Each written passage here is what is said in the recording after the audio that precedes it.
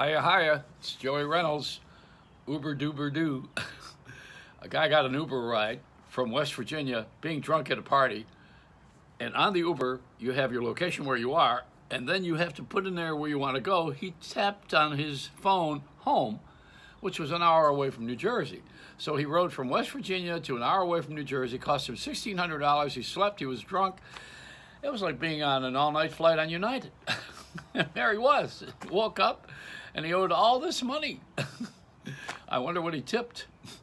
But we're crazy with electronics. It's going crazy. Some things are good, though. You know, I mean, like in Amsterdam, they now have food aisles with no plastic. They have this new coating that's biodegradable. And that's true. That's really good. You know, I mean, we're trying to figure out how we're going to get rid of all this garbage. Most of it's mental. You know, we have emotional garbage. What do they call it? Psychic vampires, you know. I have that too. I got a meeting up in my head every day that these people are meeting up there rent-free, telling me that I'm awful and I ought to get the hell going. And they're not paying me any rent. They're voting against me. They're smoking. They're drinking. They're having a good old time. So I closed the hall. I said, "You're done. You're out of here." And I dismissed the committee. Got rid of them. The committee that votes against you also votes for you. I mean, look at Reba McEntire now, for instance. She's become the new colonel.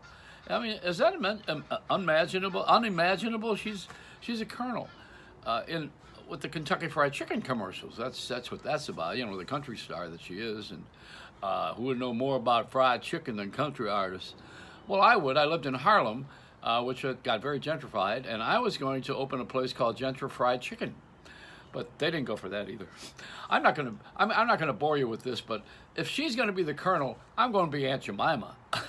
That's the way that's going.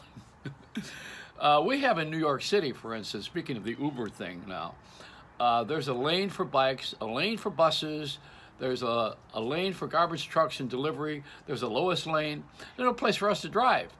The only way that you can drive in New York City soon in Manhattan is to pay on your phone a fee if you go below 60th Street, $25 every time, and it's going to register just like automatically you will get the bill in the mail for your license plates. You know how that goes when you're going through a toll booth now, because there's nobody in the toll booths anymore. The other thing about Uber is that you have to have a license to drive. We have to have a license to drive, and you have to have a license to drive a cab, and you pay a fee. So New York's making money from all these guys who are Uber drivers and people who, now that they let Uber in, they got to let all the dogs in.